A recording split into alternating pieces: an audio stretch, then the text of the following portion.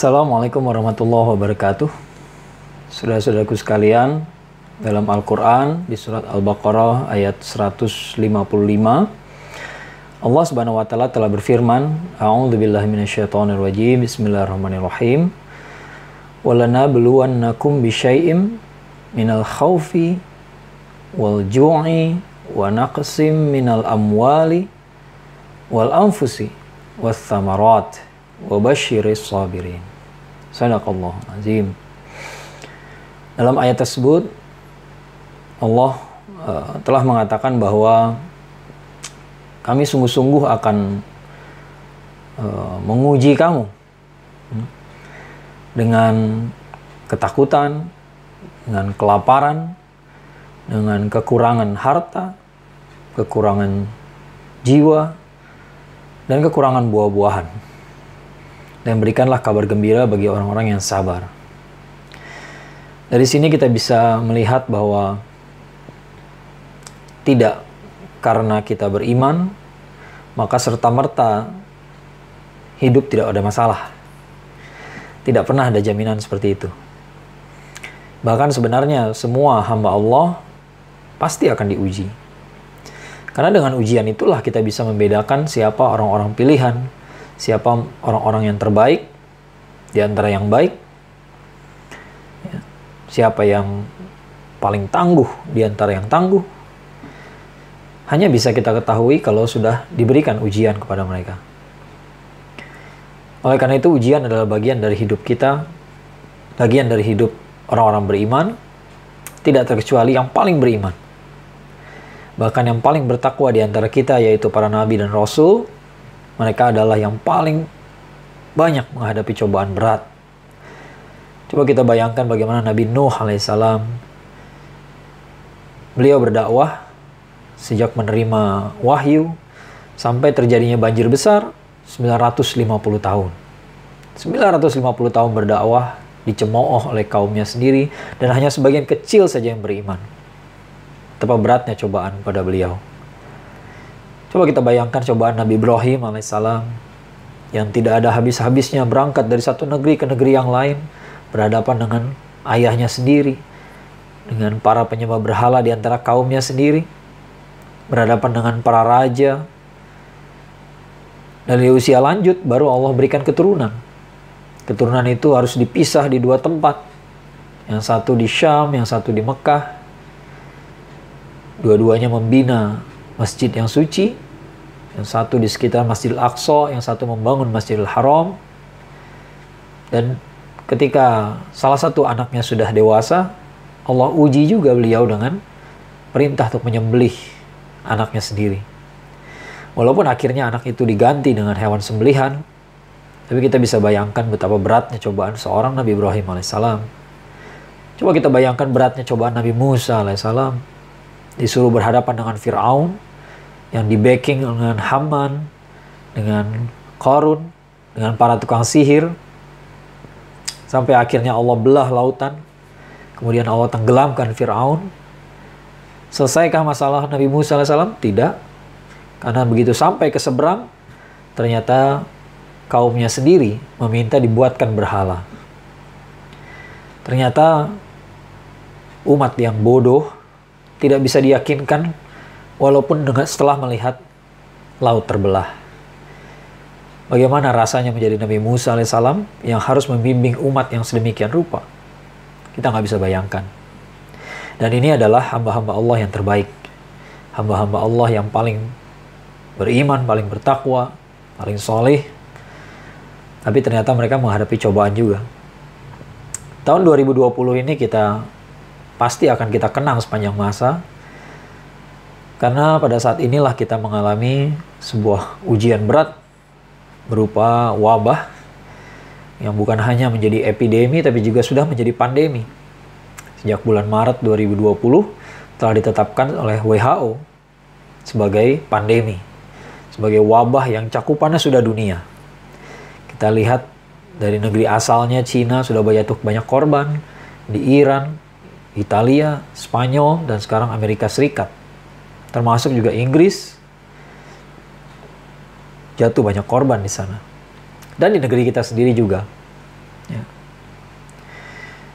Nah, dalam situasi seperti ini, kita memang harus bersabar. Karena ayat tadi juga mengisyaratkan bahwa yang beruntung itu yang sabar. Ya, walaupun kita sudah beriman, tapi tetap kita harus bersabar. Bersabar ini tidak hanya diam, tapi bersabar itu memang erat kaitannya dengan menunggu. Apa bedanya diam dan menunggu? Menunggu itu bukan berarti diam. Karena menunggu bisa jadi bagian dari sebuah proses. Kita berikhtiar, misalnya kita membangun sebuah perusahaan, nggak mungkin kita menyiapkan perusahaan hari ini, besok sudah jadi perusahaan besar, nggak bisa. Nggak mungkin kita hari ini mulai berbisnis, besok sudah jadi multimilioner, nggak bisa. Ya. Nggak mungkin kita hari ini belajar, besok sudah pinter, nggak bisa. Walaupun dalam usaha sekalipun, dalam proses, dalam ikhtiar, semuanya ada waktunya, ada jadwalnya. Tidak ada yang bisa dilakukan secara karbitan saja. Sekarang kita berikhtiar dengan cara kita masing-masing. Ada yang diam di rumah, stay at home, work from home, ya, belajar dari rumah, kuliah di rumah, belajar sekolah dari jarak jauh. Tujuannya supaya menghindari penularan virus corona. Ada yang berupaya karena mereka adalah para peneliti, mereka berupaya di laboratoriumnya, meneliti, mencari secepat mungkin gimana caranya supaya ada obatnya, ada vaksinnya untuk virus yang sangat mematikan ini. Itu pun ikhtiar. Ada juga yang ikhtiarnya di rumah sakit, para dokter dan para tenaga kesehatan, ikhtiar mereka dalam merawat yang sakit supaya secepat mungkin sembuh. Semua berikhtiar dengan caranya masing-masing. Tapi untuk itu pun tetap harus ada prosesnya. Ada waktu yang dibutuhkan. Kalau kita semua diam di rumah, itu pun butuh waktu sekitar 2 pekan. Sampai kita yakin bahwa nggak ada satupun di antara kita yang kena virus. Dan mudah-mudahan virusnya berhenti menyebar. Butuh waktu 2 pekan. Kalau para ilmuwan mencari vaksin, bekerja mulai sekarang, barangkali baru sebulan, 2 bulan, 3 bulan, atau barangkali butuh setahun waktunya. Nggak mudah menciptakan vaksin. Kalau para dokter dan perawat merawat yang sakit, maka yang sakit itu juga butuh perawatan berhari-hari, bahkan berminggu-minggu. Nggak ada yang tiba-tiba. Oleh karena itu sabar memang kata kuncinya. Kita berusaha, tapi kita juga harus sabar. Kalau kita tidak sabar, nggak ada hasil yang bisa kita dapat. Ya. Akhwati fillah, dalam apa yang saya bicarakan tadi, sabar memang tidak berarti diam. Sabar itu adalah erat kaitannya dengan menunggu. Menunggu dalam berproses. Dalam prosesnya, Islam sejak dahulu mengajari kita berpikir di tengah-tengah antara rasional dengan kita berpikir rasional, ya lebih tepatnya, tapi tidak sampai kita lupa dengan keimanan pada yang gaib, dan tidak juga sampai kita berpikir secara takhayul. Ini hal penting yang dikemukakan oleh Profesor Naqib Al-Atas. Menurut beliau, agenda Islamisasi kita adalah mengangkat manusia dari cara berpikir yang tahayul, yang mitos-mitologis, tapi sekaligus juga menjaga mereka dari cara berpikir yang sekuler. Ini 2 ekstrim yang perlu kita pahami. Yang satu cara berpikir mitos-mitologis, yang serba ajaib, serba tahayul. Tapi yang satunya lagi juga tidak baik, yaitu seolah-olah nggak ada yang gaib, seolah-olah semuanya akan berhasil kalau kita berikhtiar. Padahal takdir kita nggak tergantung pada ikhtiar kita. Yang menentukan takdir kita adalah Allah Subhanahu wa Ta'ala. Walaupun kita berikhtiar, tapi hasilnya adalah tergantung kuasa Allah, tergantung izin Allah. Kita harus meyakini itu. Kita harus berada pada di antara 2 posisi tersebut. Kita nggak boleh berpikir takhayul sehingga tidak rasional sama sekali. Ini perlu digarisbawahi. Karena sekarang banyak kita jumpai orang-orang yang tidak berpikir rasional. Misalnya, mohon maaf sekali, Tidak sedikit yang mengatakan bahwa kenapa di masa-masa sulit ini kita nggak boleh ke masjid. Padahal di masjid kita pasti terlindungi. Masjid itu adalah rumah Allah. Padahal para ulama tidak pernah ada yang menggunakan prinsip seperti ini. Benar, masjid adalah rumah Allah. Tapi jangan berpikir bahwa di rumah Allah terjadi hal-hal yang selalu ajaib, selalu mukjizat. Lalu nggak akan terjadi apa-apa di sana. Jangan lupa, baru tahun lalu kita melihat di New Zealand bagaimana jamaah sholat Jumat ditembaki oleh seseorang yang rasis, yang benci sekali kepada umat muslim. Apakah para jemaah itu terlindungi dari peluru? Tidak. Tidak. Saya mengerti bahwa kita sering melihat di beberapa tempat ketika terjadi musibah, misalnya ketika tsunami di Aceh, ini gambaran yang sangat menempel di kepala kita. Ada sebuah kampung yang tersapu oleh ombak tsunami, ternyata ada satu masjid yang masih bertahan. Dan karena kita juga percaya pada suatu hal yang gaib, maka kita pun meyakini bahwa mungkin ada tempat-tempat tertentu yang Allah beri keberkahan di situ. Allah beri keistimewaan. Mungkin di situ tempatnya orang-orang yang soleh beribadah. Tapi kita nggak pernah menjadikan itu sebagai ukuran. Kita nggak pernah menjadikan keajaiban sebagai ukuran. Ya. Apakah kita bisa katakan bahwa kalau orang soleh nggak akan mati dibakar? Kenapa? Dalilnya adalah Nabi Ibrahim alaihissalam tidak terbakar. Nggak bisa kita berdalil seperti itu. Kita harus tetap berpikir rasional. Bahwa virus ini adalah virus yang sangat berbahaya, sangat mudah sekali menular. Kita lihat di Amerika Serikat dalam sehari ada 2.000 orang meninggal. Itu luar biasa. Ini bukan virus yang biasa. Ini kasus yang luar biasa. Kita harus tetap berpikir rasional. Umat muslim harus berpikir rasional. Kalau kita nggak berpikir rasional, kita nggak akan menemukan jawaban dari solusi kita. Bahwa nanti dalam situasi tertentu Allah berikan keistimewaan. Misalnya dalam medan jihad tiba-tiba ada malaikat menolong. Benar. Di perang Badar terjadi. Di perang Uhud terjadi. Dalam beberapa perang di Afghanistan pun ada cerita seperti itu. Tapi apakah selalu terjadi? Itu dua hal yang berbeda. Kita nggak bisa mengandalkan kedatangan malaikat ketika sedang berjihad. Tetap kita harus mempersiapkan jihad kita dengan baik, persenjataan dipersiapkan dengan baik, strategi dipersiapkan dengan baik, semuanya dikerjakan dengan baik. Kita nggak bisa mengandalkan, oh nanti malaikat datang, asal kita ikhlas. Belum tentu. Dan lagi pula kita nggak bisa mengukur seberapa keikhlasan kita. Kita hanya bisa berhati-hati saja. Kita nggak boleh berpikir pada tataran tahayul. Kita harus berpikir rasional. Tapi juga kita nggak boleh berpikir sok rasional. Sehingga sekuler. Sehingga menganggap bahwa ini nggak ada urusannya sama agama. Jangan bawa-bawa agama. Bagaimana kita nggak akan bawa-bawa agama? Sedangkan kita lihat sendiri bagaimana Allah Subhanahu wa Ta'ala menjaga umat Islam dari penyakit-penyakit seperti ini. Sudah banyak yang menganalisis bahwa penyakit ini muncul di Wuhan karena kebiasaan mereka memakan binatang liar. Dari binatang liar itu banyak virus. Banyak virus yang tidak berefek kepada mereka. Tapi kalau kita memakannya, maka kita akan terkena juga. Bukankah Islam sudah melarang dari dulu memakan binatang liar? Kita sudah diajarkan mana binatang yang boleh dimakan dan mana yang tidak dimakan. Dan cara memakan yang benar. Banyak orang yang memakan dengan tanpa rasa jijik.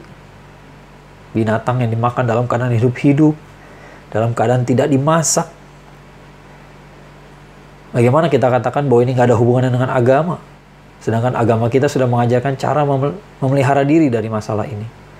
Sekarang semua orang membicarakan bagaimana pentingnya mencuci tangan, berkumur-kumur, mencuci muka. Bahkan ada yang mengatakan sekarang ini orang mengenakan masker, sementara belum lama ini orang masih mencela-cela cadar. Ya. Semua yang diajarkan oleh agama kita sesungguhnya telah menjaga kita. Mungkin kita nggak merasa dijaga, karena selama ini kita sehat-sehat saja. Tapi sekarang baru kita jumpai betapa pentingnya menjaga kebersihan. Sedangkan agama kita sudah dari dulu mengajarkan menjaga kebersihan. Cuci tangan itu kalau dalam Islam bukan hanya sebelum makan, bukan hanya keluar dari luar rumah, tapi disunahkan ketika bangun tidur. Rasulullah SAW pernah bersabda bahwa kalau bangun tidur selain baca doa, ya, selain berwudu segala macam, tapi juga segera cuci tangan. Kenapa? Karena kita nggak tahu tangan kita pergi kemana ketika kita sedang tidur. Kalau habis tidur saja, walaupun kita tidur di tempat tidur kita yang bersih, di kamar kita yang bersih, tapi kalau habis bangun tidur tetap kita disunahkan cuci tangan. Apalagi kalau kita baru pulang dari luar, dari naik kereta, naik komuter lain, habis pegangan kereta, habis pulang dari ATM, ya, menyentuh mesin ATM dan sebagainya. Apakah kita nggak cuci tangan? Ya. Kalau kita mencermati contoh dari Rasulullah SAW, maka hal-hal semacam ini penting sekali. Dan mungkin ini salah satu hikmah dari ujian pandemi kita sekarang ini adalah kita menyadari kembali ajaran-ajaran agama yang